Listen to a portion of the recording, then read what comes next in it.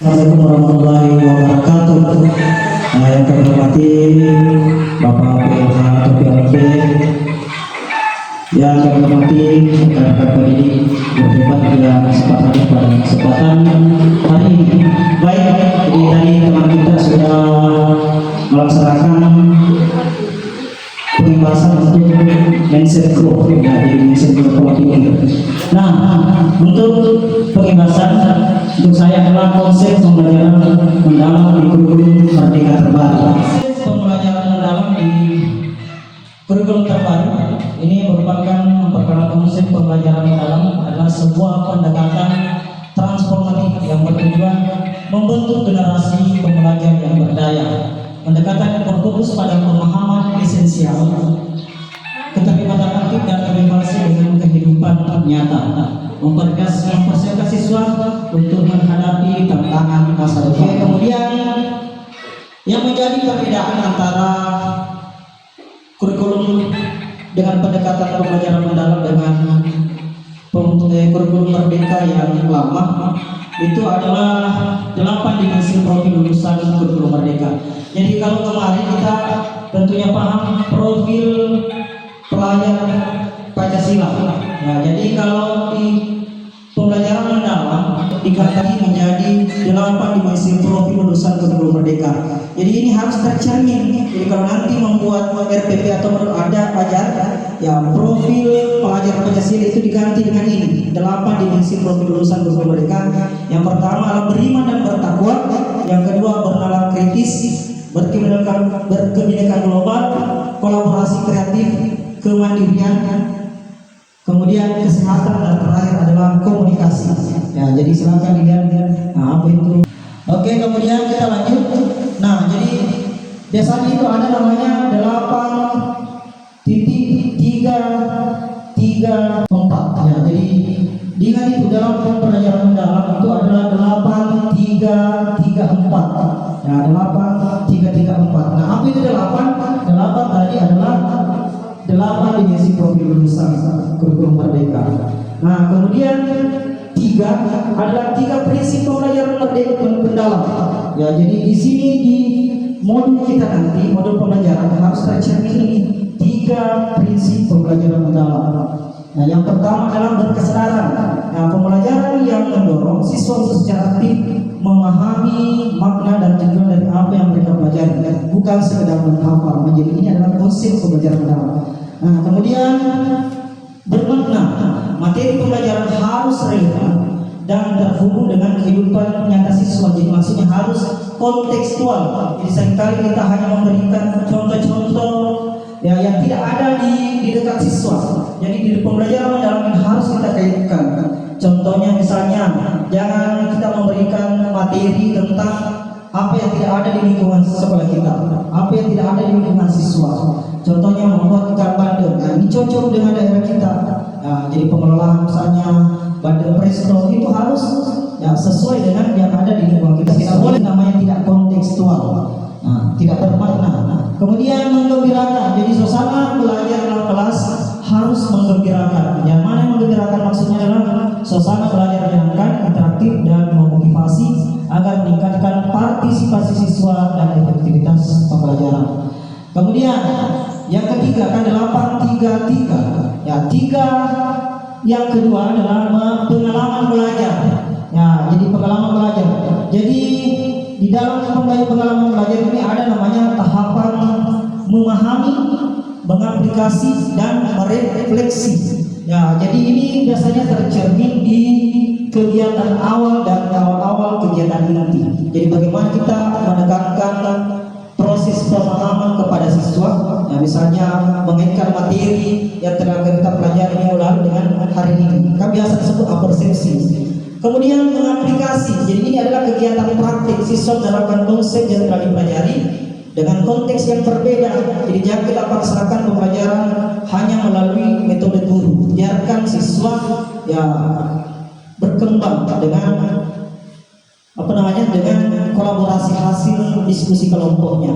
Kemudian yang terakhir tentunya dalam pembelajaran ada kegiatan berefleksi. Siswa diajak merenungkan pengalaman belajar mereka, apa yang mereka dapatkan di dalam kegiatan dengan aplikasi tersebut. Jadi apa yang mereka dapatkan setelah mereka belajar berdiskusi dan berkelompok. Nah itu 3 yang kedua ya. Kemudian yang terakhir adalah 4 kerangka pembelajaran. Jadi di sini di dalam modul nanti ya tidak ada lagi namanya misalnya sarana prasarana diganti dengan ini. Sebenarnya tidak diganti, cuma ya apa namanya ya, pendekatannya atau penulisannya berbeda. Jadi nanti di dalam modul kita setelah ada tujuan pembelajaran, ada 8 berdimensi, kita cantumkan apa praktek pedagogisnya. Nah, ada metode, ya dulu metode. Nah sekarang praktik pedagogis.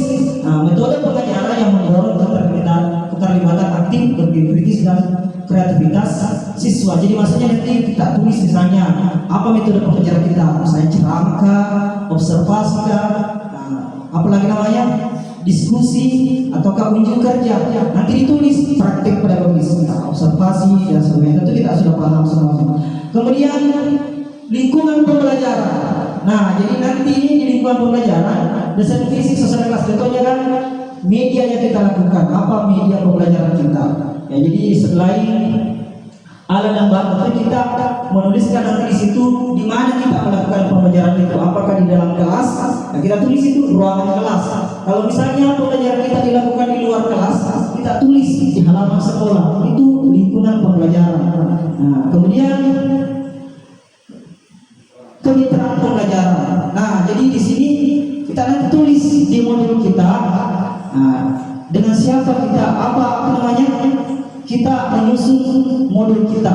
Dengan siapa kita saling belajar itu antara siswa dengan siswa, guru dengan siswa, atau kita undang, nah, misalnya orang tua siswa untuk ikut berpartisipasi dalam pembelajaran kita. Jadi tetap ditulis nanti praktik pedagogis lingkungan pembelajaran, kemitraan pembelajaran. Jadi di modul itu harus tercermin kemitraan pembelajaran. Jadi dengan siapa kita, bagaimana proses pembelajaran itu, apa kita dengan siswa ke siswa kan belajar berdiskusi. Nanti siswa ke siswa menjelaskan ceramah antara, jadi ceramah itu guru dengan siswa.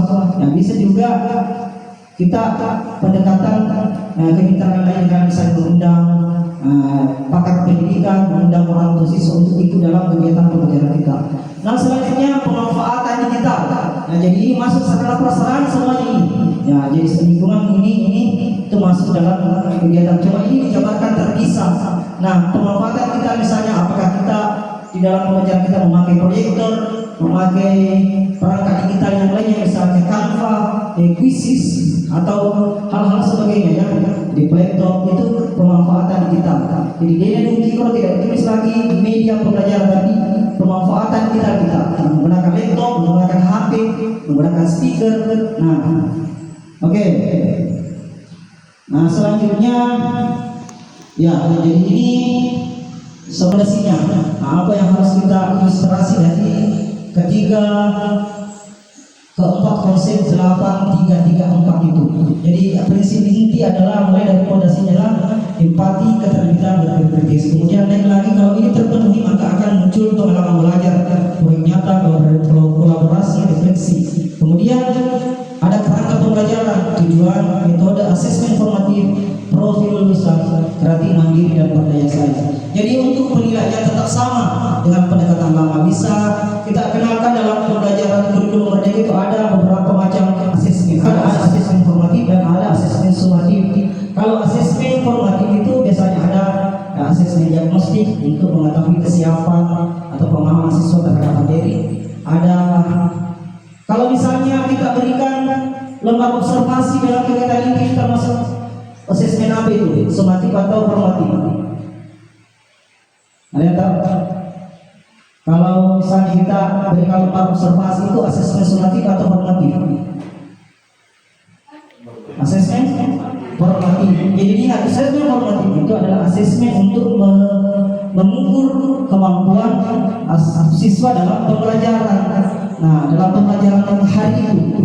Kalau asesmen sumatif adalah asesmen untuk mengukur ya, hasil belajar siswa dalam satu lingkup materi. Ya, atau asesmen sumatif bisa juga seperti UTS ataupun ulangan sumatif lainnya.